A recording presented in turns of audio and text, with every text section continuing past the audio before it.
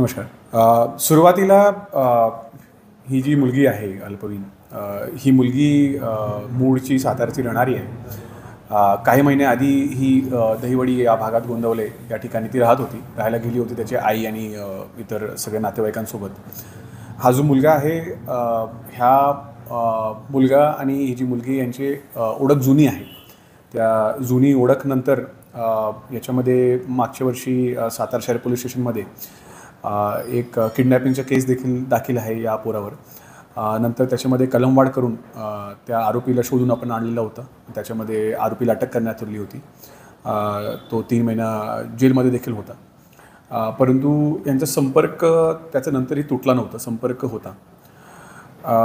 नंतरच्या काळात यांच्यामध्ये काही डिस्प्यूट्स झाले, काही वाद झाले, असं ते एकंदरीत जे आतापर्यंत आम्ही तपास केला त्याच्यामध्ये दिसतं आहे. आणि त्याच्यामध्ये ह्या डिस्प्यूट्स आणि या सगळ्या गोष्टींमुळे ती मुलगी फार तणावात होती आणि त्या तणावाखाली मग तिने हा गंभीर पाऊल उचललेला आहे. काल तिची डेथ झाली. त्याच्यामध्ये आपण तातडीने त्या मुलाचा शोध घेऊन त्याला आपण याच्यामध्ये अटक केलेली आहे. 107 BNS प्रमाणे याच्यामध्ये गुन्हा दाखल आहे.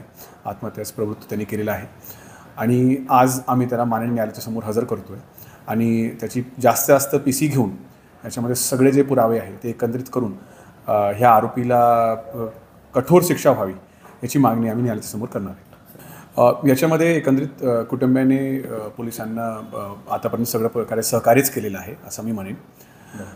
त्यांची काही गोष्टींच्या बाबतीत शेवटी त्यांना दुःख झालेलं आहे. त्या गोष्टींच्या बाबतीत त्यांना काही गोष्टींची चर्चा करायची होती. ती चर्चा त्यांच्यासोबत झालेली आहे. त्यांना तपासचे सगळे जे बारकाई आहे ते समजून सांगण्यात आलेले आहे आणि त्यांनी समाधान व्यक्त केलेलं आहे. त्याचबरोबर तपासमध्ये जे असं आतापर्यंत त्यांनी सहकार्य केलेलं आहे तसंच ते भविष्यात सहकार्य करतील असं त्यांनी आश्वासन आम्हाला दिलेलं आहे.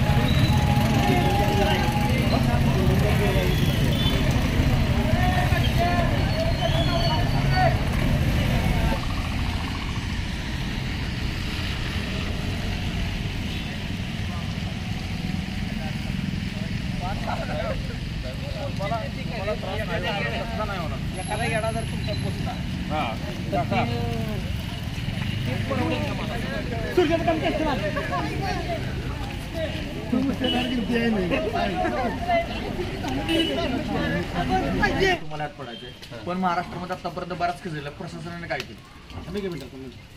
प्रशासनापेक्षा ना आपण काय गोष्ट बोलायला केलं पाहिजे. ते झालं हिंदू आहे, आपण काळजी केली बहिणी भावांची. प्रशासनाला वाटत असेल की आम्ही सर्वांनी मुख्यमंत्री असो, मंत्री असो, त्यांनी सुरू केलं नाही त्यांना. आपण पाहिजे, आपण केलं पाहिजे. आपण आपलं सगळं आपण केलं पाहिजे. आपली जाय बहीण आपण आपलं सगळं केलं पाहिजे. सरकारवर आक्षेप नाही. आपण हिंदू म्हणून आहे, आम्ही हिंदू म्हणून आहे, आपण हिंदू म्हणून आहे. सरकारला किंवा प्रशासनाला वाटत प्रशासनाला कुठलीही अडचण येऊन देणार नाही. सरकारला किंवा प्रशासनाला वाटत असेल की हिंदू समाजाने शांत राहावं तर प्रशासनाने ऍक्शन करावं, नाहीतर आम्हाला आमच्या पद्धतीने ऍक्शन मोडवर यावं लागेल.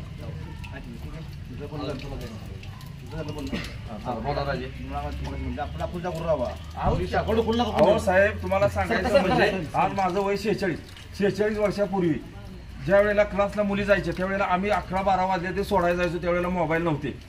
आज बघा, ज्याला मुलगी आहे त्यानं आत्ता सावध राहिलं पाहिजे. कारण जर असा अन्याय होत असेल, असं जर हिंदूंच्यावर अन्याय होत असेल तर आज आमच्या हिंदूंचा काय. तुमच्या भावना मी समजू शकतोय. तुमच्या भावना तीव्र असण्याबद्दल माझं काही मत नाही, साहजिक आहे. कुठल्याही समाजाच्या मुलीच्या बाबतीत जर अशा अत्याचाराची घटना घडली तर तीही निंदास्पदच आहे. आणि मला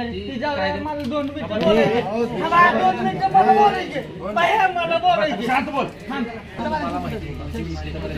घेतलेली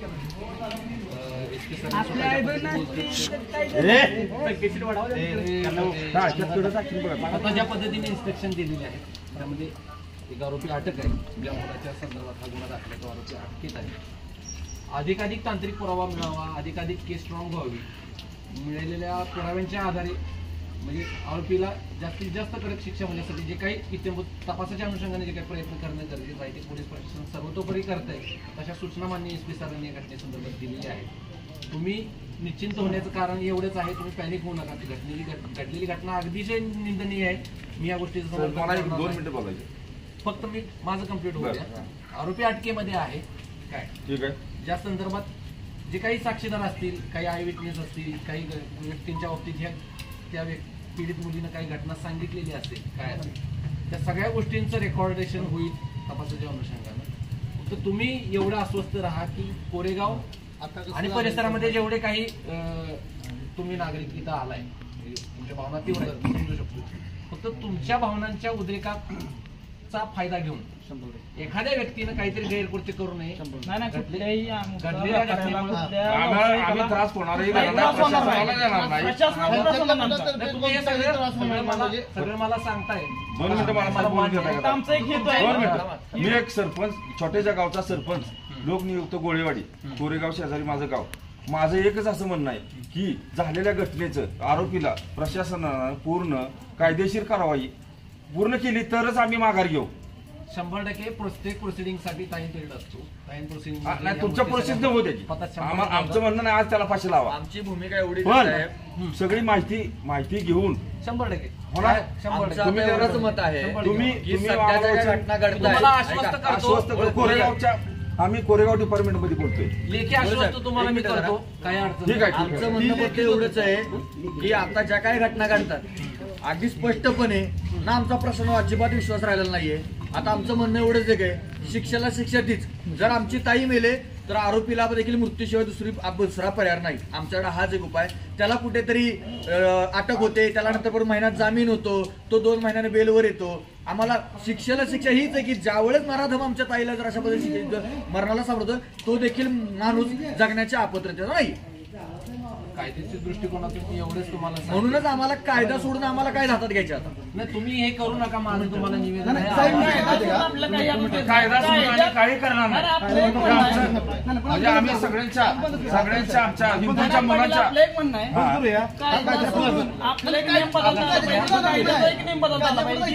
ह्या हिंदूंसाठी की अशा गोष्टी करणाऱ्या माणसाला कायम फाशी झाली पाहिजे. कायमची फाशी झाली पाहिजे आणि कायदेशीर कारवाई नंतर झाली पाहिजे. जेलमध्ये ठेवायला आम्ही म्हणत नाही तुम्ही आजच द्या, पण कारण काय त्याला ओळखलं पाहिजे आणि हिंदूच्या मुलीवर अन्याय का झाला याचा आम्हाला न्याय पाहिजे. तो कुठलाही आरोपी कुठल्याही समाजाचा, कुठल्याही जातीचा, धर्माचा असो, जो ताईवरती अत्याचार करेल त्याच्यावरती फाशीशिवाय दुसरा कुठलाही अवलंबनच कुठलाही असो. तो मुलगी, बहीण, आई कुठल्याही समाजाची असो, हो अगदी बरोबर. तिच्या बाबतीत जर काय काही गैरकृत्य होईल तर जी शिक्षा कायद्याने अधिकृत आहे ती त्या व्यक्तीलाच दिली जाईल.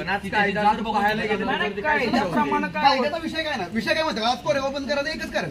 माझं नाव कुणाल शंकर शिंदे, शिवप्रतिष्ठान हिंदुस्थानचं मी धारकरी पद गेले 15 वर्ष चालवतोय. जी पुण्यात होत आहे, मुंबईत होत आहे, कराडमध्ये होत आहे, आता सातारा झाले. सातारा कोरेगाव बसणं लईत लई 18 किलोमीटर, मॅक्स 20 किलोमीटर. माझ्या गावात फक्त व्हायला नाही पाहिजे. 100% ह्यासाठी आणि ऐक ना, बघा तुम्हाला केस टाकायचे, केस टाका, लाठीचार्ज करायचे, लाठीचार्ज करा. तुम्हाला कोणतीही शासकीय अडचण काय काय असेल नाही की तुम्ही कारवाई करू शकता, काय अडचण नाही. आमच्यावर करू शकता. फक्त आम्ही तुमच्या प्रशासनाची सजा भोगायला तयार आहे. 100% तयार आहे. मला काय म्हणायचं फक्त आज कोरेगाव बंदच राहील. लक्षात घे. आताच्या घटनेच्या अनुषंगाने तपास करण्याचं काम कुणाचं आहे? पोलीस प्रशासनाचं आहे. मी मगाशी पोलीस प्रशासनाची आणि सरकारची काहीच अडचण नाही. फक्त अडचण काय माहितीये का, जी बाकीची जी नाराज माहित नाही त्यांना फक्त कळावं, त्यांना आई बहिणी नाही प्रत्येक भागातला हिंदू त्यांना आई बहीण नाही का? आणि जर आई बहीण जात एवढंच असेल, आमचं आहे. म्हणून आमची आम्ही जर आज आई बहीण कोरेगाव एखादी बंद जात करणार असेल आहे. हिंदूंची, लिखी लिहून देतो, तर आम्ही नक्की सगळं काय करतो, केलं काय पाहिजे अडचण याचं उत्तर तुम्ही द्या. माझं म्हणणं काय आहे, पोलीस प्रशासन या गोष्टीचा तपास करते. पोलीस मी अडचणच नाही. मी मला सांग, समज ही घटना जर समज कोरेगाव पोलीस स्टेशनच्या अंतर्गत घडली असती, मला या गोष्टीचा तपास करणं क्रम प्राप्त होतं. बरोबर, कायदेशीर मी बांधलेलो होतो. हो.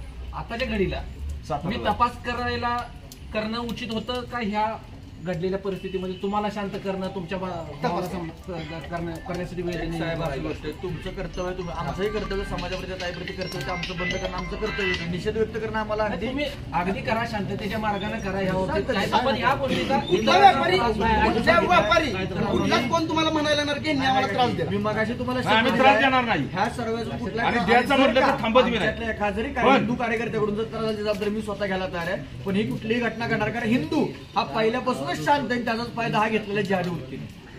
माझं म्हणणं काय साहेब चाललंय या दुनियेत?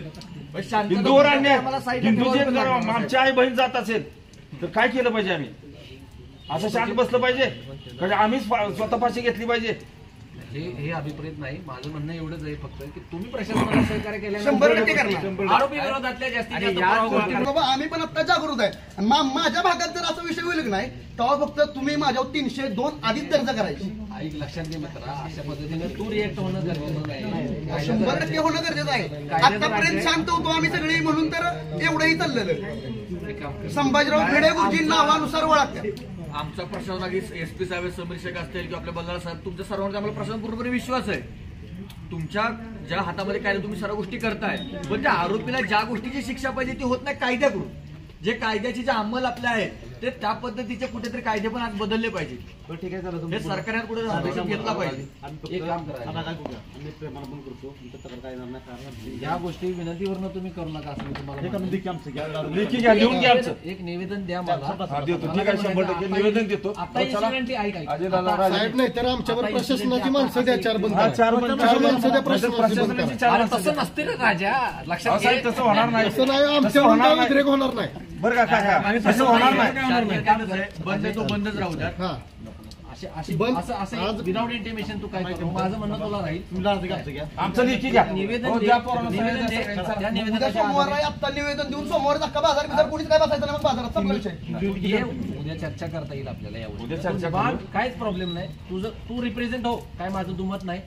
पण एखाद्या गोष्टीचा जो प्रोटोकॉल आहे तो प्रोटोकॉल तोडून तुम्ही रिएक्ट होऊ नका किंवा रिप्रेझेंट होऊ नका असं माझं म्हणणं आहे. जेणेकरून ठीक आहे साहेब, तुमचं म्हणणं आम्हाला मान्य आहे. 100% तुम्ही त्या पद्धतीने निवेदन बाजार दिला तर उद्या बंद करू नका. काय अडचण नाही. हे त्या पद्धतीने पुन्हा चर्चा करू. ठीक आहे, ठीक आहे. मी आहे. ठीक आहे, ठीक आहे. काय अडचण नाही.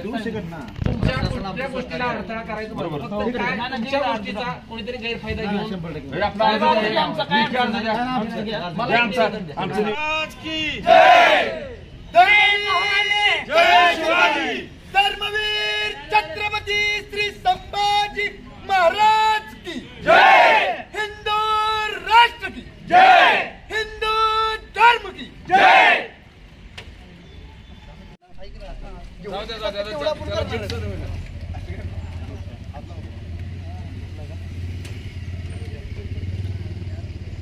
ओके. ओके काका.